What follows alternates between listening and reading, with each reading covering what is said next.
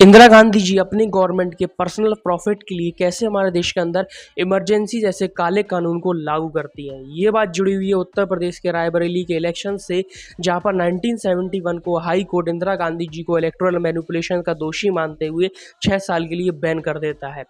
इसी बीच supreme court उन्हें as A PM सर्व करने के लिए परमिशन तो दे देता है, मगर एज एन एमपी उन्हें वोट करने के लिए मना कर दिया जाता है।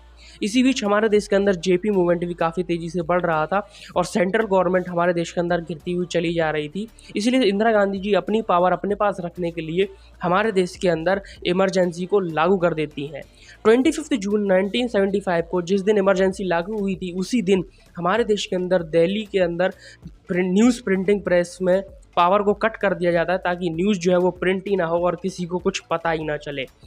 इमरजेंसी के रूल्स कुछ इस प्रकार थे कि हमारे देश के अंदर कॉन्स्टिट्यूशन की कोई वैल्यू नहीं रहेगी। हमारे देश के अंदर आम व्यक्ति के पास किसी भी प्रकार की कोई भी पावर नहीं रहेगी। इमरजेंसी के दौर में हमारे देश के अंदर कई ऐसी घटनाएं घटी जो कि आपको झंझोड़ कर रख देंगी। जैसे कि दिल्ली के अंदर स्लम डिमोलिशन के टाइम पर पुलिस जो है वो ओपनली फायर कर देती है और काफ़ी सारे आम लोग मारे जाते हैं।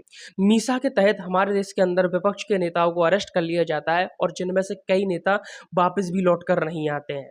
हमारे देश के अंदर इस काले कानून के दौर में हमारे देश के अंदर संजय गांधी के नेतृत्व में जबरन आम लोगों की नसबंदी करा दी जाती थी और ये कानून पूरे 21 महीने बाद 21 मार्च 1977 को भारत के अंदर ख़त्म होता है और तुरंत री इलेक्शंस होते हैं, जिसमें कि कांग्रेस बुरी तरीके से वो इलेक्शंस हार जाती है और मोरारजी देसाई हमारे देश के अगले प्रधानमंत्री चुने जाते हैं।